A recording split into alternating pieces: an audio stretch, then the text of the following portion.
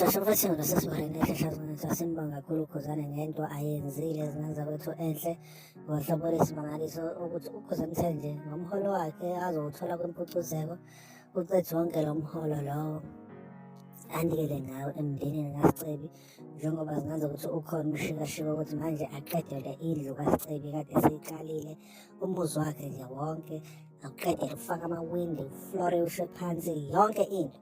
Zingenza ukuthi mesikwazile, mina-ke ngiyangazi nonke ngendimini emabhizi.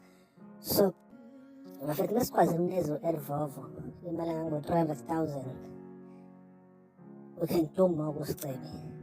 Sibaningi abalashwe uSicebi nayi i-akhawunti ezingenazo and zingenza ukuthi niqaphele khona osomathuba abazothatha ba-edithe i-bank account kamama uthi nizofaka nje unganaki, yabo.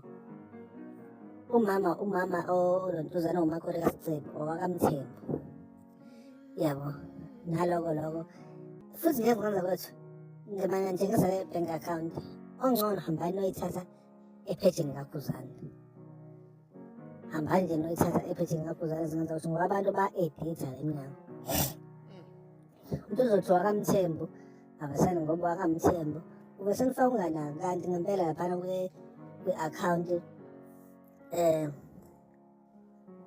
u-edithe i-akhawunti kwawukuthi naye vele uMesi Mthembu, then senifaka inqwaba yemali laphana something nifaka emntweni o-wrong. Zenza ukuthi baningi osomathuba, ngeke sikubalekele lokho. So please guys, ngane ephejini kaKhuzane okanye ephejini kanti encane ebese nenze njalo zingenza siniyanikela. Nami sengiphosile okusemandleni, asiqhubekeni.